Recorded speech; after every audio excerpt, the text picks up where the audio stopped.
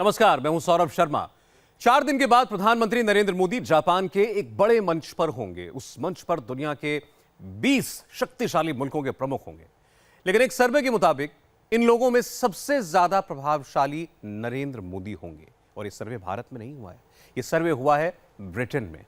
दुनिया भर के लोगों ने वोट किए और नतीजे ये बताते हैं कि दुनिया के सबसे शक्तिशाली इंसान इस वक्त पुतिन, ट्रंप या शी जिनपिंग नहीं, बल्कि हिंदुस्तान के प्रधानमंत्री नरेंद्र मोदी हैं। Please welcome prime minister of India Shri Narendra Modi.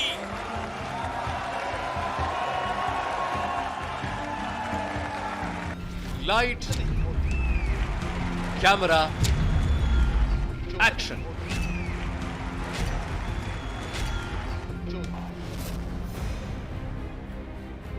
ये कहानी है दुनिया के क्षितिज पर छा जाने वाले नरेंद्र दामोदर दास मोदी की।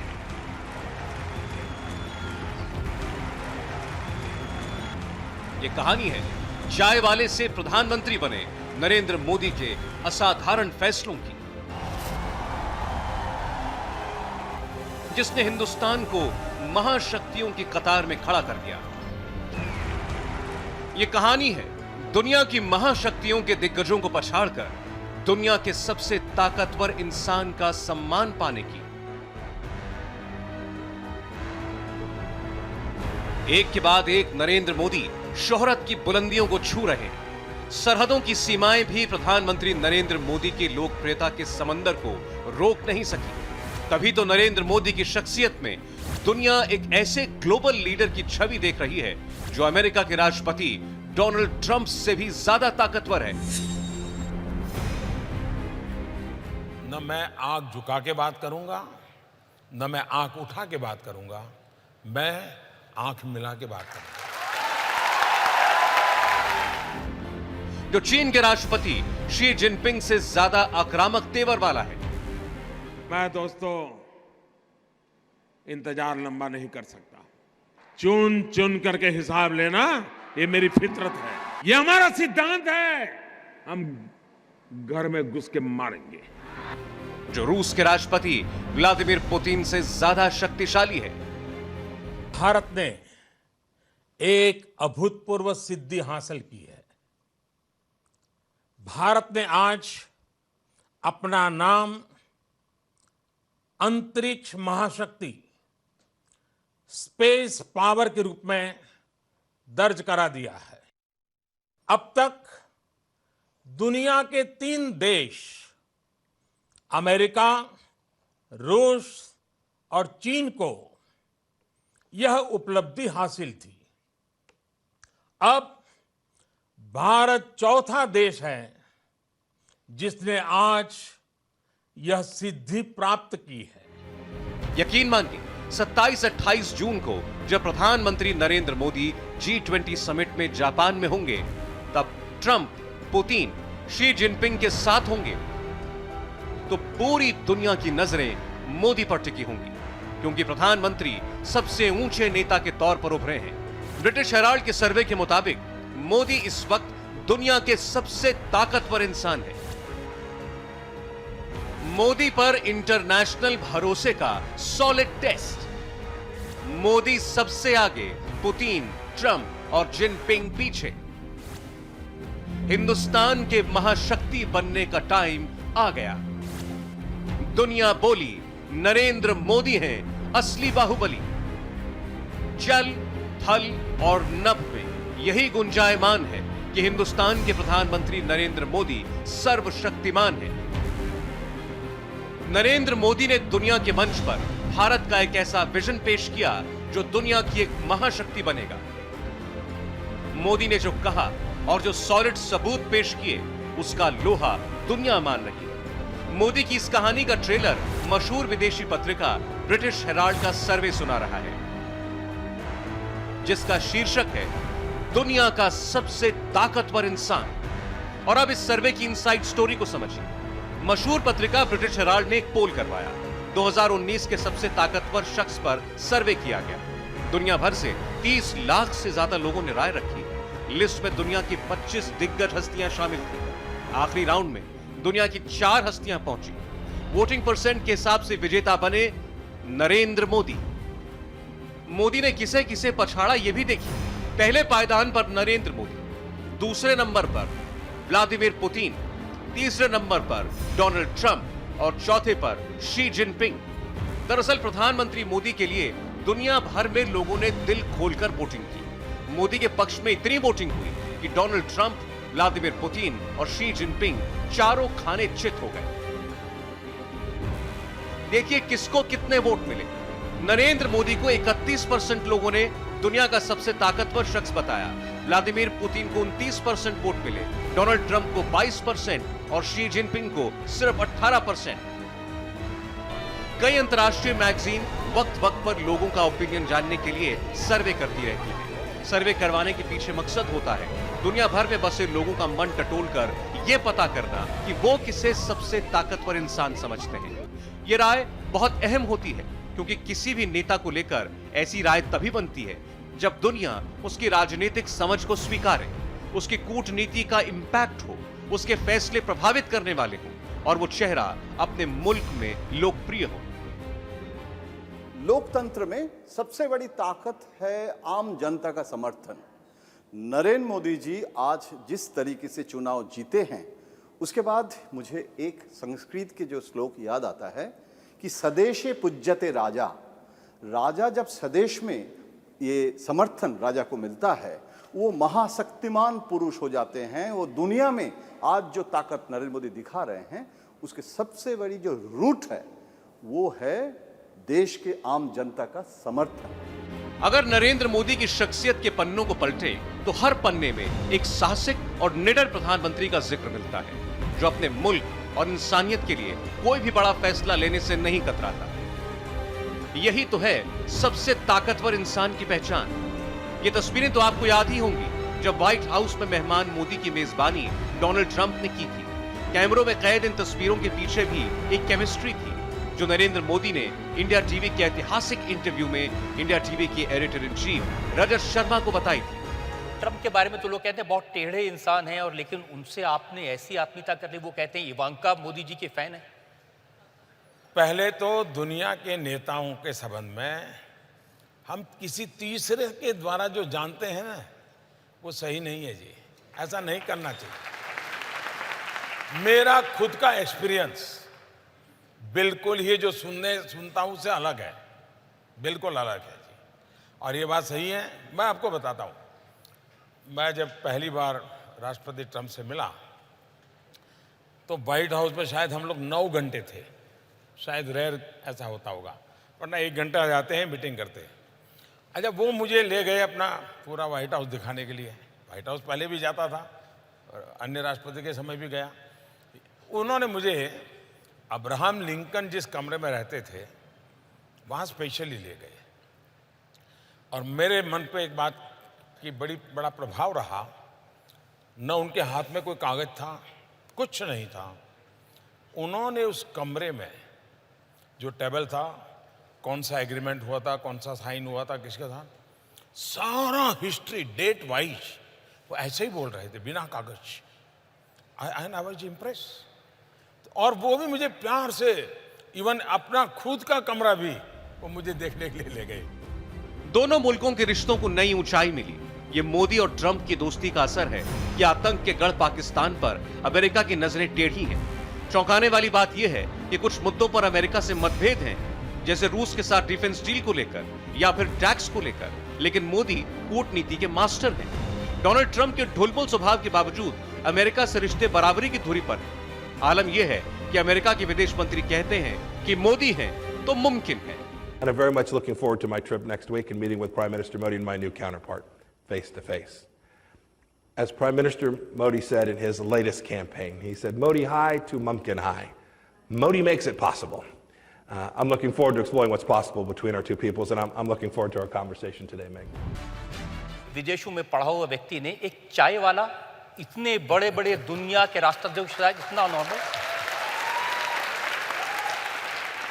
आपने सही कहा। जब मैं 2014 का चुनाव लड़ रहा था तो उस समय मेरी सबसे बड़ी आलोचना जो होती थी ये होती थी लेकिन प्रधानमंत्री बनने के बाद मुझे जब शपथ का निमंत्रण मिल गया और मैंने सार्क देश के नेताओं को इनवाइट किया, तो ये सारे पंडितों के लिए समस्या हो गई कि ये क्या हो गया कि ये शपथ अभी लिया नहीं है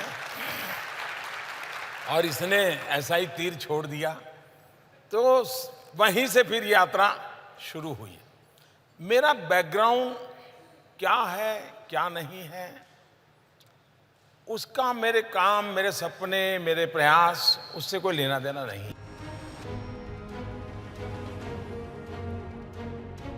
मोदी ने कहा था कि आंख मिलाकर बात करेंगे और पूरी दुनिया ने यह देखा कि जब डोकलाम में चीन के साथ विवाद हुआ तो भारत की प्रतिक्रिया बेहद परिपक्व और सख्त दिखी।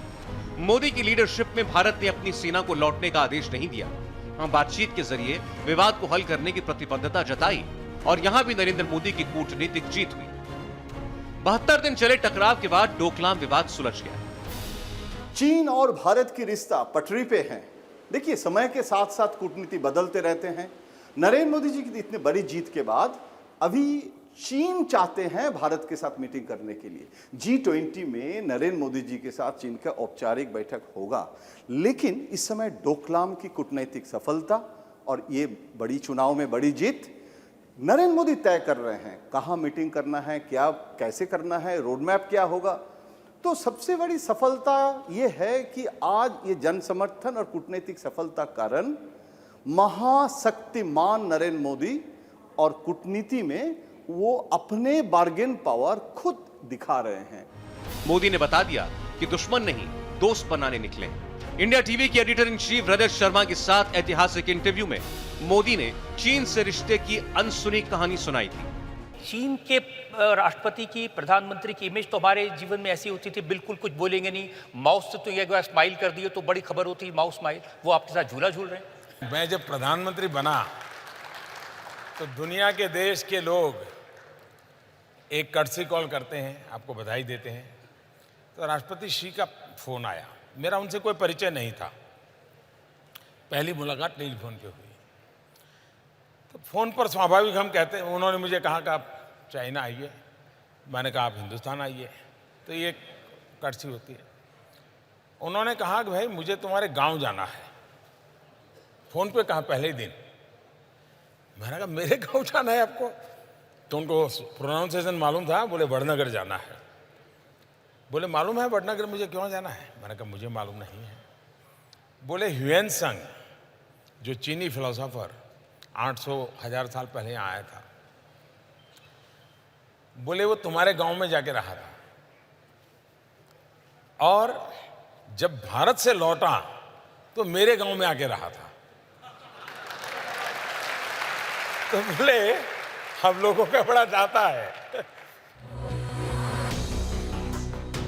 अगर मोदी को दुनिया का सबसे ताकतवर इंसान बताया जा रहा है तो उसके पीछे प्रधानमंत्री नरेंद्र मोदी की दुनिया भर में स्वीकार्यता और बड़े फैसले लेने की काबिलियत है।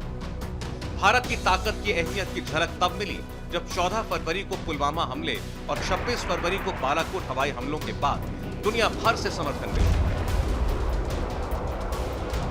पाकिस्तान उसकी सीमा में गिरे भारतीय पायलट को 48 घंटों बाद ही लौटाने को विवश हो गया। इंडिया टीवी के ऐतिहासिक शो में प्रधानमंत्री ने यह पूरा वाकया भी सुनाया। हमारे विंग कमांडर अभिनंदन को आपने छुड़वाया कैसे?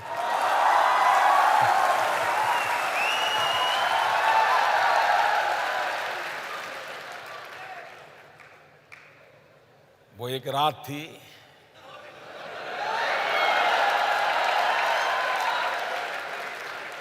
जिस रात में कहीं राज थे,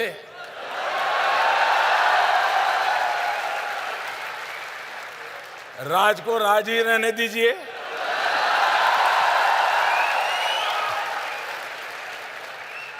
एक अमेरिकन ने रिपोर्ट किया कि आपने 12 मिसाइल लगा दिए थे पाकिस्तान के सामने।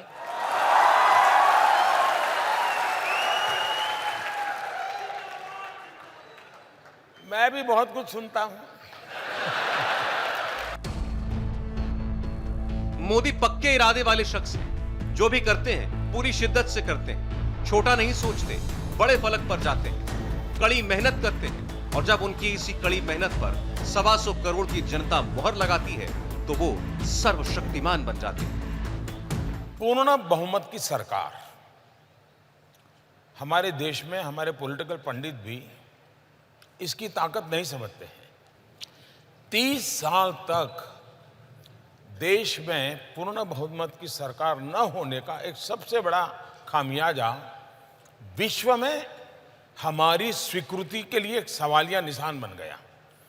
कोई भी देश होता था, यार ये कितने दिन रहेगा, ये निर्णय करेगा कौन, मानेगा। मैं विदेश नीति की सफलता के पीछे दुनिया के देशों की भारत के प्रति जो भाव जगा है उसका सबसे पहला क्रेडिट इस देश के 130 करोड़ नागरिकों को देता हूं।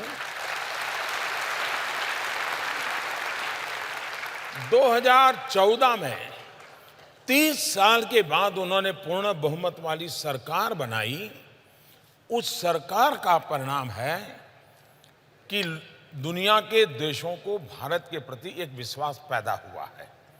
पूर्ण बहुमत की सरकार की बहुत ताकत होती है। नरेंद्र मोदी के दुनिया के सबसे बड़े लोकतंत्र का नेता होने के नाते आज सबकी निगाहें उनके फैसलों पर टिकी होती हैं।